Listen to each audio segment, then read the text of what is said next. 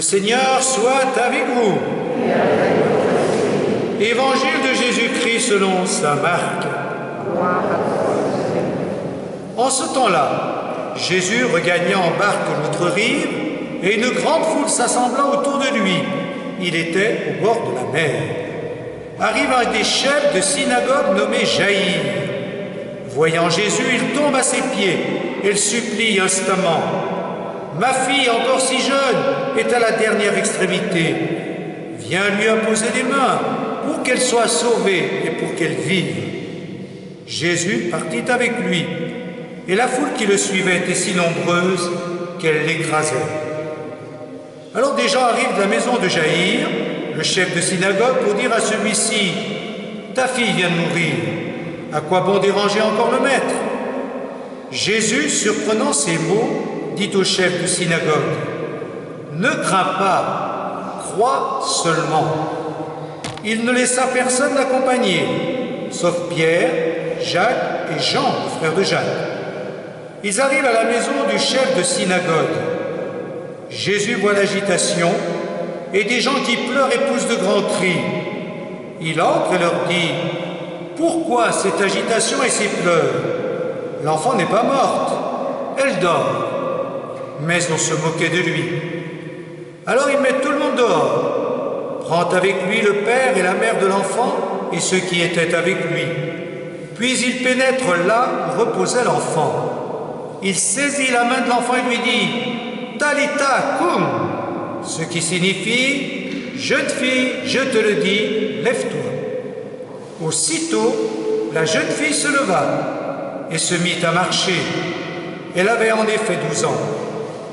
Ils furent frappés d'une grande stupeur, et Jésus leur ordonna fermement de ne le faire savoir à personne. Puis il leur dit de la faire manger. Acclamons la parole de Dieu.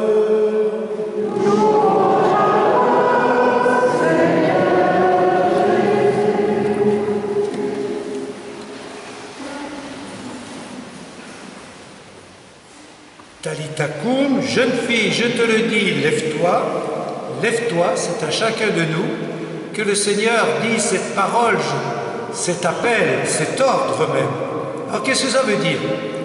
Eh bien d'abord, lève-toi. Se lever, c'est d'abord répondre aux appels de Dieu. Quand on sent un appel de Dieu, quand on sent qu'on doit faire quelque chose parce que c'est vraiment Dieu qui nous le demande, il faut le faire immédiatement, c'est-à-dire sans hésiter, sans discuter, sans peser le pour et le contre, sans mettre des conditions, surtout quand ces appels nous dérangent et nous bousculent, quand ils vont dans le sens contraire de nos propres projets. Des fois, c'est ce que Dieu nous demande.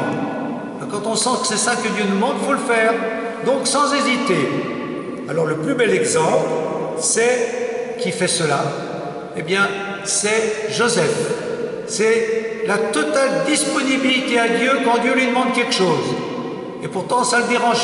Et notamment, quand Joseph apprend que Marie est enceinte et que cet enfant n'est pas de lui, eh bien, l'ange apparaît, après le départ des mages, à Joseph, « Lève-toi, prends l'enfant et sa mère et fuis en Égypte pour protéger cet enfant. » Et Joseph se leva et partit pour l'Égypte, tout de suite, en pleine nuit même. Ou alors, quand justement Hérode vient de mourir, eh bien, de nouveau l'ange apparaît à Joseph pour lui dire qu'il peut rentrer dans le pays d'Israël puisque Hérode vient de mourir.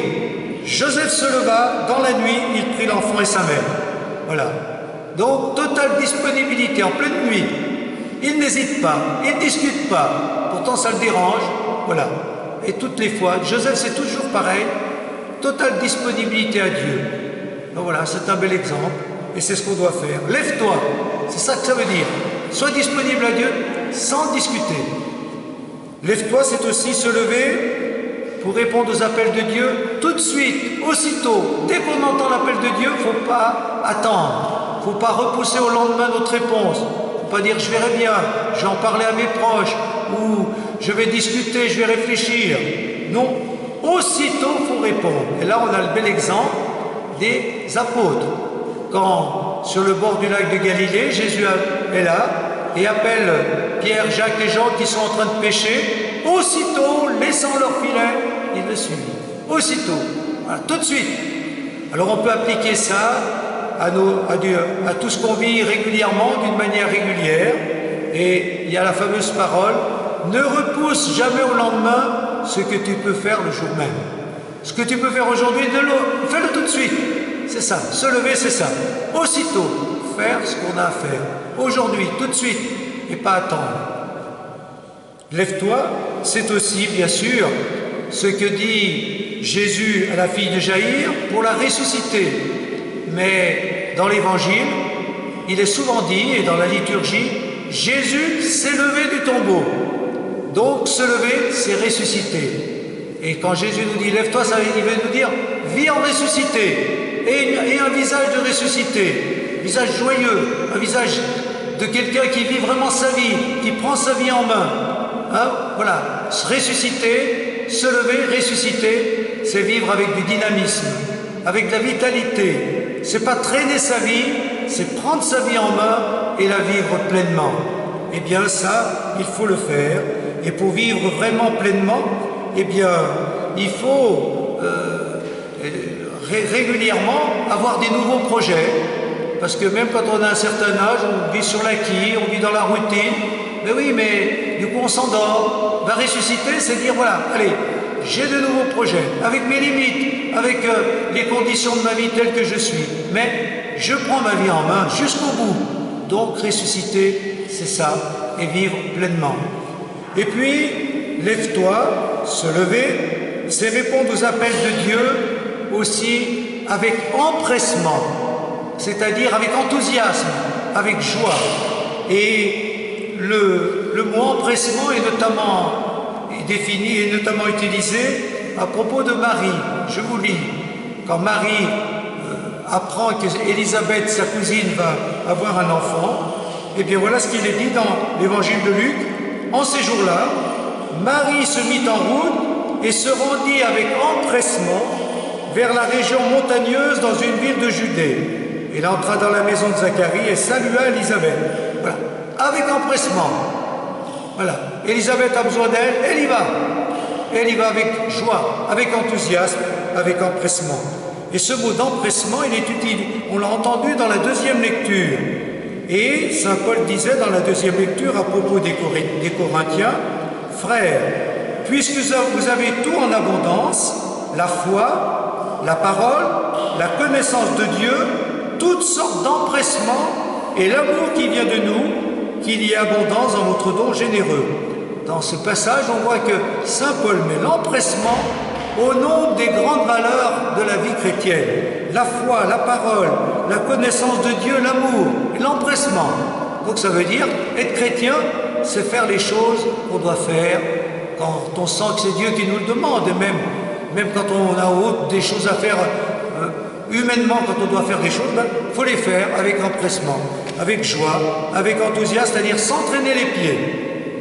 Et puis lève-toi, c'est tout simplement se réveiller. Tous les matins, on se réveille, on se lève. Et vous l'avez entendu dans le récit de la résurrection de la fille de Jaïr, avant de la ressusciter, Jésus dit à tous les témoins de sa mort, qui sont là et qui pleurent et qui s'agitent, Jésus dit, cet enfant n'est pas morte, elle dort. Et tout le monde se moque de lui. Mais le mot « elle dort » est important. Elle dort, ça veut dire que, oui, il faut se réveiller. Et Jésus, en ressuscitant cette fille, la réveille. Du coup, elle ouvre les yeux, elle voit ce qui se passe. Eh bien, se lever, c'est ouvrir les yeux sur ce qui se passe, sur les événements. Et si possible, voir dans certains événements des signes de Dieu, ouvrir les yeux de la foi. Et puis en même temps, ouvrir les yeux sur les autres pour voir leurs besoins et répondre aux besoins des autres. Chaque jour, quand on se lève, il faut peut-être se dire, à qui est-ce que je vais être utile aujourd'hui? Quels sont les besoins des autres auxquels je vais essayer de répondre? Et puis, quels événements vont me parler et me parler de Dieu, vont être des signes de Dieu? Donc, se lever, c'est se réveiller, ouvrir les yeux. Et puis, d'une manière plus simple et encore plus concrète, je dirais que se lever, eh bien, c'est tout simplement affronter la réalité. Vivre dans la réalité et non pas dans le rêve. Dans la réalité la plus banale et la plus concrète. C'est dans la réalité concrète que Dieu est présent et pas dans nos rêves. Et on voit tout ça à la fin de l'Évangile, parce qu'après cette résurrection de la fille de Jaïr, on aurait pu croire que les gens allaient proclamer les merveilles de Dieu, ou que, comme après certains miracles, les gens allaient dire leur foi en Jésus. Eh bien, comment ça se termine ce miracle? Il n'y a pas d'action de grâce, il n'y a pas de choses sensationnelles après ce miracle. Comment ça se termine? Jésus leur ordonna fermement de ne le faire savoir à personne, puis il leur dit de la faire manger. Voilà, cette fille qui vient de ressusciter, qu'est-ce qu'on lui demande? Va manger. Ben, ça veut dire qu'il faut vivre dans la réalité la plus concrète. Et la réalité, c'est quoi? Ben, c'est la nourriture. Et donc, vivre en étant debout, vivre en nous levant, c'est accepter la réalité chaque jour, la réalité la plus concrète de nos vies.